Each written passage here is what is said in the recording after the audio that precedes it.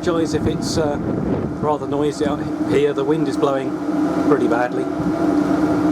But I've finally done something about the problem of my workshop being too cold to use a lot of the time. And you've probably seen a few of these now.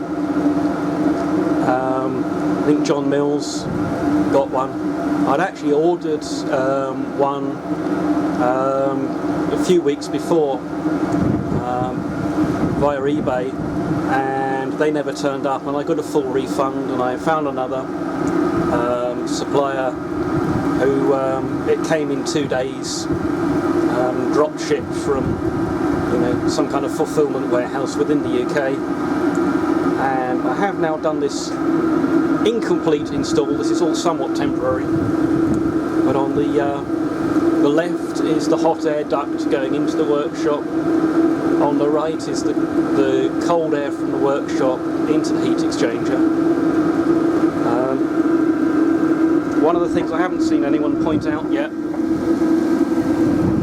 the little intake filter that's hooked on the end of that combustion air intake does absolutely nothing. The air does not pass through the foam filter. I've taken this one apart and actually moved the foam to somewhere where it will filter the air. The exhaust is all rather temporary. It's just waving around in the breeze there. And it's my temporary fuel supply. Just an old can I had lying around that I gave a quick clean to. And when put 4 litres of diesel in, and judging by the amount that it's used, they are really pretty efficient, and it's burning nice and clean. There's almost no smell even out here. I will at some stage do an exhaust gas analysis if I can. It is possible to tweak the pulse rate on the pump and the fan speed of the blower, and actually tune the mixture and get a cleaner burn. But it seems to be doing pretty well at the moment. So let's have a quick look at the other end. Well, we're now inside what is a positively toasty workshop, although the display only shows 15 degrees. So that's the cold air intake, which is drawing air from as high as I can get the stand vent to go. The battery is what's supplying the high currents needed for starting.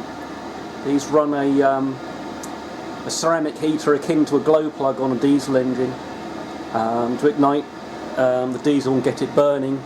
But once they're up and running, they're self-sustaining on the combustion side. So the current requirement's then pretty low, so I think they pull nearly 10 amps on startup. So the battery supplies that, and again, this is all rather temporary.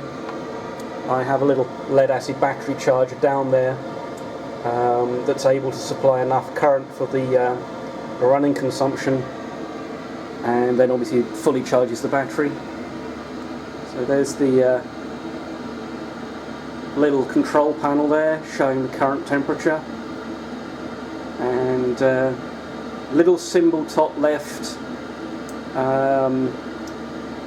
is indicating that this unit can actually be used with a little remote key fob. I may buy one. It wasn't supplied with it. Obviously showing it's got power. Little fan symbol, which does actually change speed as the fan speed is regulated. The little temperature bar graph is showing that the thing's working flat out at its full 5 kilowatts. Once it was up to temperature, it would then throttle the burn back. Little flashing dots are showing intake and exhaust. I think the symbol in the heater body top right is the temperature sensor for the heat exchanger, so possibly that would flash if there was an error there. And the symbol to the little bottom left is showing that the fuel pump is operating. and we can cycle through some of the settings. So that's showing the set temperature, that's showing the battery voltage, that's showing the last recorded error code, there's no errors. That's the current time, which is not set right, and that is the actual current temperature again. Now you can, this actually has two pre-programmable timers on it, so you could set it to come on and off again at various times. They haven't got individually selectable temperatures. However, there is a Chinese diesel heater Facebook group, and one of the members on there has reverse engineered the communications protocol between the controller and the main unit. So it's possible to hack these, and you could actually do your own controller that would give you, you know, like a frost protection setting, and then timed temperatures. So we'll see if that's something I want to do, or whether I could leave it on all the time and program the temperature down to frost protection, which would just help keep the chill off out here.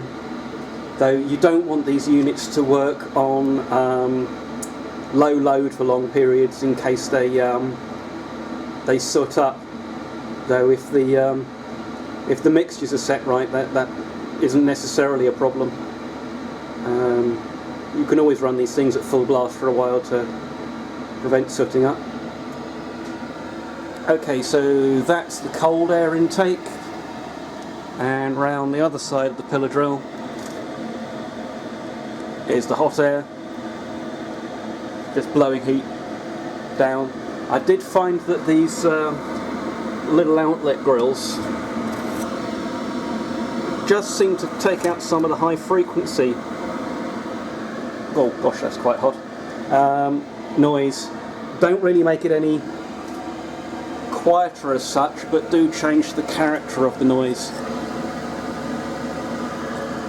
So I think I prefer it with them in. Oops, knocking things over on the edge of the bench.